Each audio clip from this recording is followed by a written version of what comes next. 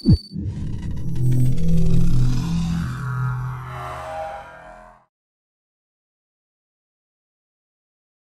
going on? It's KO with the Aew Dynamite replay of the week. Once again airing on Friday right after SmackDown, so we had a good Friday to roll us right into the weekend. Now, I won't lie.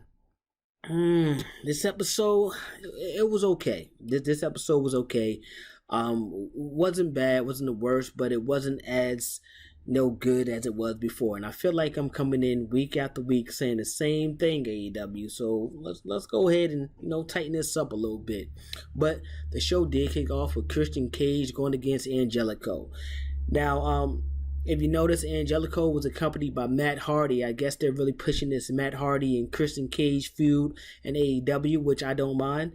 I'm pretty sure both men are going to have a great matchup when it's time for them to lock it up one-on-one.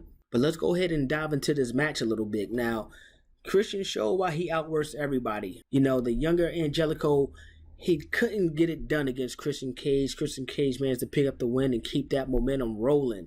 I will say this, though, about Angelico. He shows why he is in AEW. He shows why he is what he is every time he gets to display his talent inside of the ring.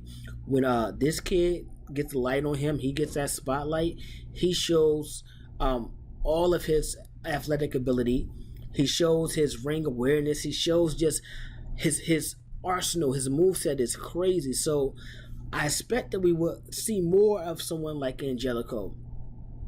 Even if it isn't in a tag team matchup or more one-on-one matchups, I just expect this to be someone that we would see more often in a company like Aew Dynamite. Now, with the new show that's going to be debuting soon, maybe this is where those type of guys who are really good but just don't get TV time week in and week out, maybe that's the show where they'll be able to shine at. But man, Angelico, hats off to him. He definitely did his thing in the matchup, just was not able to pull out the victory.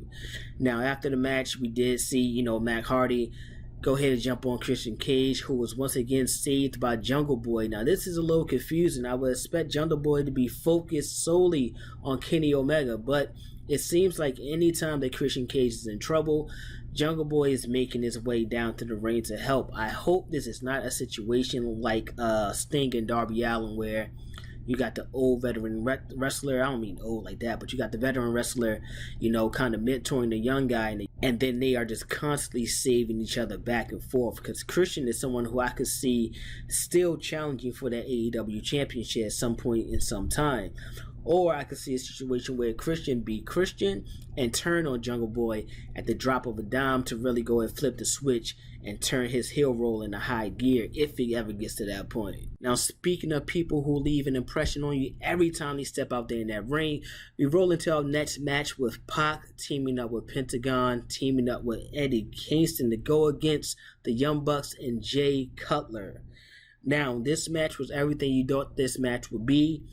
These guys did not disappoint at all, and I love the in-ring storytelling between Pac and Eddie Kingston, really putting their differences aside. Really, Eddie Kingston and Penta and Pac, honestly, but the more I would say the more intense of the two situations was Pac and Eddie Kingston, because when Pac first returned, he pretty much came straight at Eddie Kingston, letting him know, look, you're not going to be trying to turn my friends against each other. The Death Triangle was back, and you can go ahead and move aside. So it was nice to see these guys actually put aside their issues, and inside the ring, you got to see the story being told of these two actually putting aside their problems to go against a common enemy. Now, these guys did manage to pick up the win over the Young Buck and Cutler, but it was Cutler taking the pin, if you notice. So it's like, yeah, you got to win over the tag team champions in a 3-man tag team matchup, but you were not able to pin neither Nick or Mac Jackson. So it was Cutler taking a fall, but even with Cutler taking a fall, it's like the Bucks still managed to regain their heat right back. Like, these are the guys who never lose their heat, right? They can lose a match, but right after that, they're either going to attack you to take that heat right back and put it back on them, or they're going to outright win the matchup. Now, we've seen the Good Brothers make their way down to the ring, and they all started to do a number on Pac, Penta, and Eddie Kingston. It wasn't until Frankie Kazarian actually came down and helped make the save.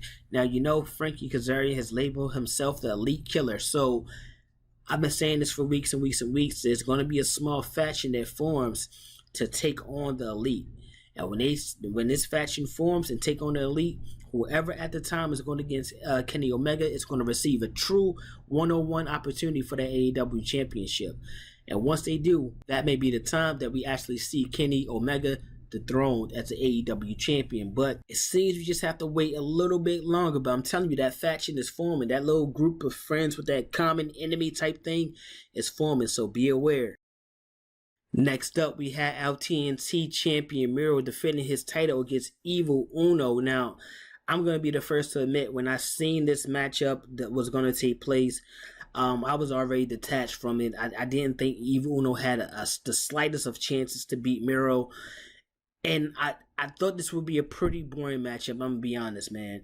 But I like what AEW did. I like what Evil Uno did. They drew you in with how deep of a connection that Evil Uno and Brody Lee had. Now, you know that the connection between Brody Lee and that TNT title. So Evil Uno pretty much just told why that TNT title was so important to him in the Dark Order, and why he wanted to really be the one to bring it home and win.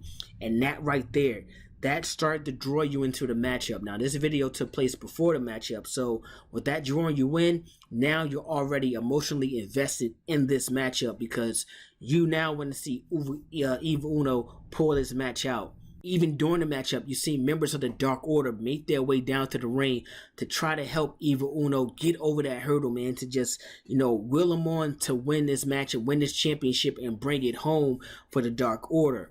But Miro was not having it, man. Miro has been a dominant champion. He has been dominant since he stepped in the doors of AEW.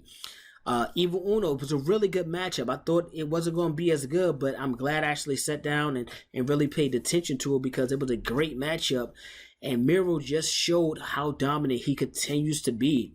He managed to go ahead and tap out Evil Uno and mock the Dark Order right afterwards. So I would not be surprised if we see some type of setup, some type of build-up for Miro and Hangman Page, seeing as though Hangman Page is connected to the Dark Order, and he is pretty much the best wrestler right now, the hottest thing right now inside the Dark Order. Well, kind of inside the Dark Order, they have that weird relationship going on. So I would not be surprised if Hangman Page and Miro somehow locks into a feud down the line, and Hangman Page will be the one to bring that TNT championship back to the Dark Order. Now, speaking of dominance, man, we got to see Chandler Hopkins go against Lance Archer. And that was every bit of what a squash match is supposed to look like. My only problem with Lance Archer and his squash matches is, where does this take Lance Archer? Okay, you're going out here and let's rewind a little bit. You lose to Miro. That's fine. Nothing's wrong with that. Now you come out here and it's kind of like you're starting back from ground zero. You're going right back to squash matches. So you're going to squash however many guys so you can remain on TV, your name remains relevant, and your dominance is once again being built up. Cool. How long before Lance Archer throw his name into a hat to face anyone? I mean, at this point, you could have locked Lance Archer up into a tag team and let those guys start to climb the tag team ladder. Because right now, it's so many people in line for that TNT championship. It's so many people in line for that AEW World Championship. So Lance Archer, you're pretty much just going to be squashing guys and dominating guys week in and week out for a couple of months until they finally decide to go through you in a storyline. That's my issue with Lance Archer and these squash matches, that they lead to nowhere. I'd rather see Lance Archer in more competitive matches. At least these wins mean a little bit more when he's beating well-known guys, where he's beating some of the well-known guys. That's all I'm going to say about that. So hopefully it's not going to be squash matches for the next few weeks until they decide what they want to do with Lance Archer. We also got to see Layla Hirsch go against Nyla Rose in the one-on-one competition. Now, Layla Hirsch, man, she continues to impress me. This is someone who I could see they building up and actually being the AEW Women's Championship at some point in her career. Granted, she did not go out there and get the job done against Nyla Rose. This was a hard-hitting matchup. It was some big spots. It was a powerbomb off the top rope from Nyla Rose to Layla Hirsch. That was crazy. But my thing is this: right now they're building up Nyla Rose. They're building up the momentum.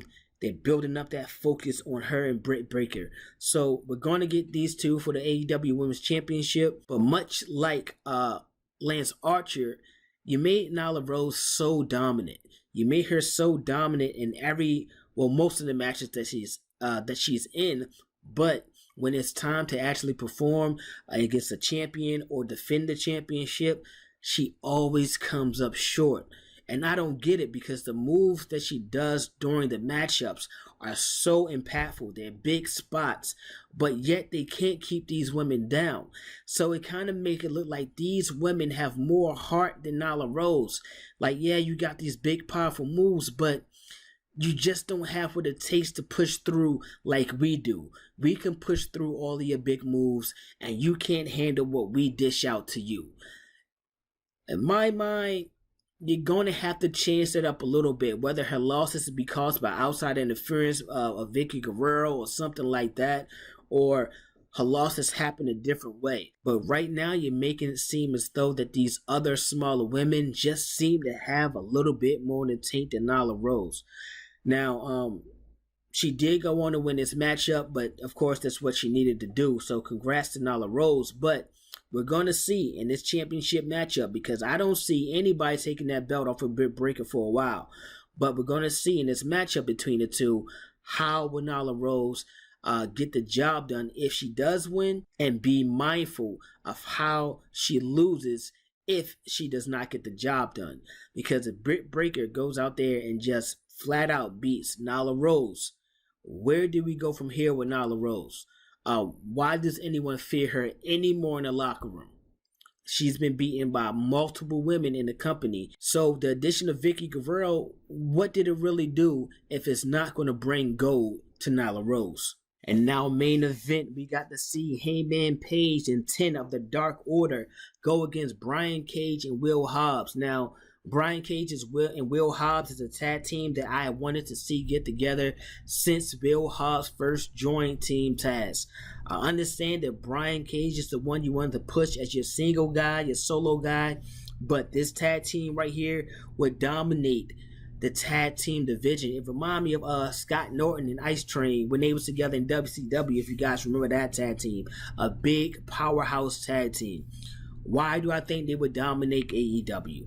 Look at AEW's tag team roster right now. These guys are undersized. They would not have the size or power to go against a Brian Cage and a Will Hobbs, and having people like Taz outside of the ring to help you, or Ricky Starks to interfere whenever. Those little add-ons right there is just going to make this tag team even more dominant. It's not anyone that can really go toe-to-toe and match power to power with these guys.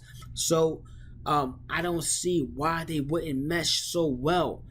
Now, we have an issue in Team Taz. All right. For a while now, we've been seeing the writing on the wall with Ricky Starks and Brian Cage. Brian Cage has been asking guys to stay out my matches. Let me handle this one-on-one. And you can respect that, especially a guy of Brian Cage's stature and status. You can respect that. He doesn't need a Team Taz to be successful. And I feel like Taz understands that, but I feel like Team Taz don't really get that. I feel like they want to be needed, and they're not getting reciprocated the same feeling from Brian Cage, all right? Now, Brian Cage and Will Hobbs will go on to lose this tag team matchup to Hangman Page and 10, which honestly was just the better guys that night anyway. It came about when Ricky Starks wanted to throw in the title to use for Brian Cage to use. Brian Cage threw it outside the ring, which leads to Ricky Starks smacking the fire out of Brian Cage. Then you know how that's going to go. Brian Cage pretty much chased Ricky Starks from ringside to the back, leaving Will Hobbs there by himself to pretty much take the loss for the team. Now, I think we may have just seen the self-destruction of Team Taz. If I'm Taz, I know how this is going to go. you got to go ahead and drop Brian Cage. You want to turn Brian Cage face, but come on, man. If I'm Taz, you got to let Brian Cage go after Ricky Starks and tear his head off. If I have to choose one member of Team Taz, it's going to be the guy that I started Team Taz with. That's all I'm saying. Now, I will say this. When Ricky Starks is actually 100% again, and now I'm going to say this. When Ricky Starks is actually 100% again, if we get a feud with him or Brian Cage, that wouldn't be a bad thing. I would love to actually see these two get it on. I think their styles mesh and complement each other well inside the wrestling ring. So I think it's going to make for a really, really good matchup between the two. So we got to see if that's actually going to take place. Now, let's go ahead and talk about 10 and Hangman Page. Right now, we just seen two guys of the Dark Order win a matchup, and their momentum is still rolling. Hangman Page has been pretty hot for a while, and we have been thinking that Hangman Page is going to be the one to go out there and dethrone Kenny Omega. With that being said, I think I'm going to change my tone in that a little bit. I think he's going to be the one to go out there and dethrone Miro. All right, I can see a situation right now where Miro injured one of the Dark Order members pretty badly, and then Hangman Page come out there to make the save, and now he's emotionally attached to not only the Dark Order in that TNT Championship, but now to defeating Miro and hurting him just as bad as he hurt someone from the Dark Order. So be on the lookout for that. If it happens, you heard it here first, right? Now last week I've been getting some some comments under my posts, some DMs and my Instagram talking about, man, I don't know how you missed the biggest story of AEW Dynamite last week. I don't know how you let it slip you by. It didn't slip by. I purposely didn't say nothing about it because it didn't excite me and it didn't move me. And that's talking about Andrade. Now, this video package that they put together this week for Andrade, that was awesome. That's what we needed. That's what we needed to see last week.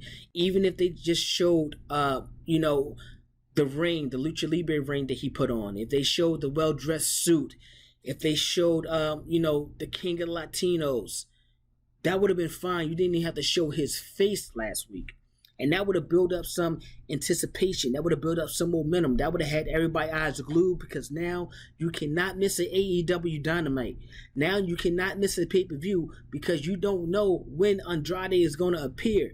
But him just coming out last week with Vicky Guerrero saying a few words, that was so pointless and so meaningless. It had no impact on me at all. I don't even think he came out the music last week. So it's like they wasted a huge pop for no reason. Like it's like they was in a rush to the show. Like, hey, we got Andrade, but you wasted the pop. I remember watching Luger pop up, I believe in Mall of America and WCW Nitro. Impactful. I remember watching NWO pop up. I remember watching Alundra Blaze pop up and throw the title in the trash. I remember Y2J the countdown for weeks when he finally debuted. That's pop. That builds anticipation. That draws the fans in. But you just bringing Andrade out, I'm like, oh man, you done ruined a huge pop. You had a chance for a grand entry into AEW. You know what it felt like? It felt like Moxley and Eddie Kingston when Eddie Kingston came out and saved Moxley from that explosion match. And all you got was a little pyro and some smoke. That's what it felt like again. You had a chance for Cody Rhodes' grand entrance and you ruined it. I am happy that Andrade will be in AEW. Understand that his contract terms was a little crazy, so it took a while to work out. Glad they got the deal done. But I'm just saying, you could have rolled out Andrade so much better. You could have had him walk out at the end of any championship match. You could have had him walk out at the end of the Casino Battle Royale. You could have had him walked out at the end of a Dynamite or a pay-per-view. Just walk out, look in the ring, look at a tired Kenny Omega, look at a tired Jungle Boy. Just kind of let you know, I'm here. He wouldn't even have to say a word. Just walk out. The fans would have went nuts, and you let the show go ahead and go off air. Looking at Andrade, not saying anything, just putting you all on notice. Let you know I'm here. That would have been fire. That's all you would have had to do. Andrade is somebody who or alone, gives off all you need to give off, especially when you're debuting this guy. So that's why I didn't talk about Andrade last week. I was waiting for something like this, a real video package or a better rollout of Andrade. That's why I didn't talk about him last week. But yeah, I know he's here. Cool. Awesome. Now let's see what happens with him and Kenny Omega. I believe they're locking it up at AAA. Let's see what happens when Andrade gets locked up with some of this young, high-flying talent in AEW. That's what I really can't wait for. But let me know what you guys think. That was the AEW Dynamite replay of the week. Let me know if you think Jungle Boy does not have his eyes on the prize by helping out Christian Cage so much, he's taking his eyes off of Kenny Omega. Let me know if you are happy with Andrade rollout that he had last week and this week. How do you think it should have been done? You heard what I got to say about it. And let me know what you guys go ahead and think about the Young Bucks. God damn, these guys don't never lose no heat. Never lose any heat. But do you see a tag team in AEW right now that can dethrone the Young Bucks? That's a good question. All right. Right now, I don't know. These guys seem to be red hot. So it's going to be an uphill battle for anyone who decides to take on that challenge. But before you guys get out of here, make sure you go ahead and hit that like, subscribe, turn your notifications so you get every video we drop as soon as it drops.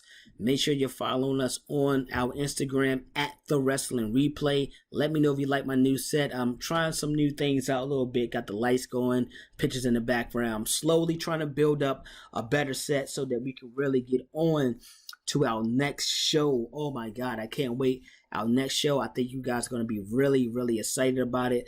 I hope to roll that out sometime in the fall. So, man, if everything's in order, God willing, you're going to see a whole nother branch of the At Wrestling Replay, which is the branch and the lane that I really wanted to go down in the first place anyway. But that about all does it for me here. Make sure you tune in for WWE's Monday Night Raw. That video will be coming up really soon. I'm Kato. I'm signing out. Peace.